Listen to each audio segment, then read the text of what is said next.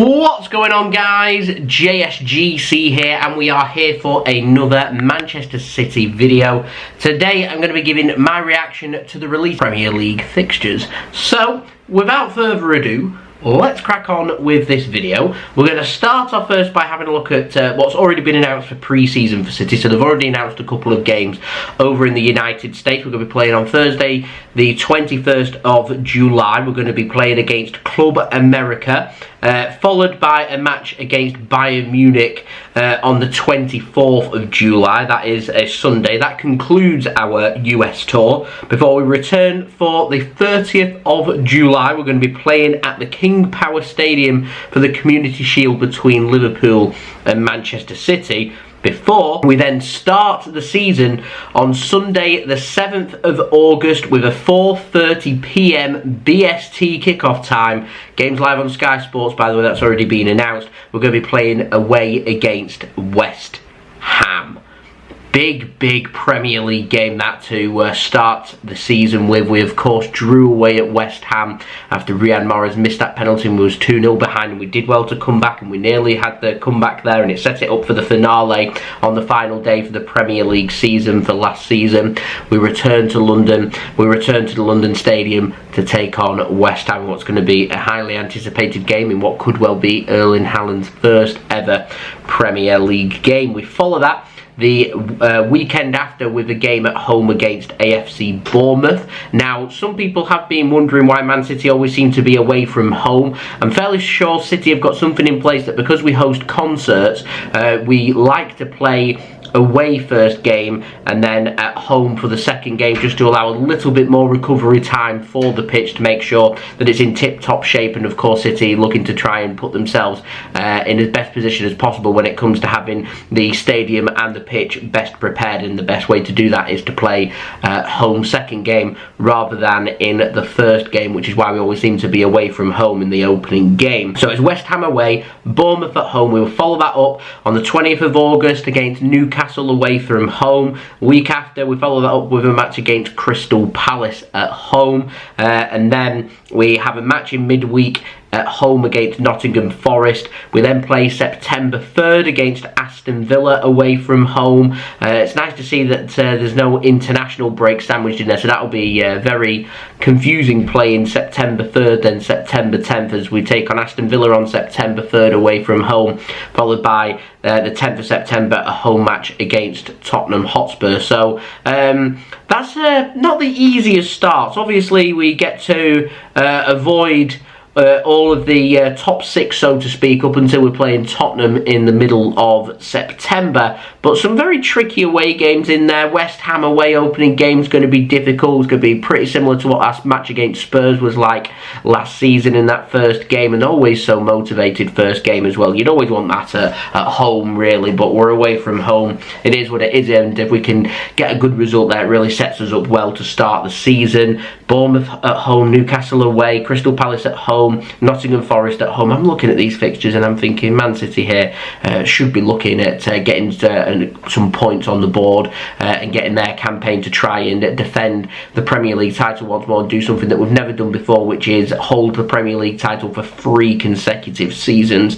And I can think of worse starts to the season, if I'm completely honest. We then take on Wolves away on the 17th. We do have an international break after that, going into October 1st, where we'll get the first Manchester derby of the season at the Etihad Stadium on October 1st. We follow that up a week later, Southampton at home. A week after, we've got Liverpool away from home at Anfield. 15th of October it's penciled in for right now. These are subject to change, by the way. 18th of October, a Tuesday night, we go away against Arsenal. That's a pretty tricky little spell there. Liverpool away, Arsenal away, consecutive games, 3 days separating them two fixtures, so that's pretty difficult. Brighton at home, Leicester away, Fulham at home, followed by our final game before the start of the World Cup, which is a home match against Brentford, which, yeah, that's very interesting to say the least. Very interesting.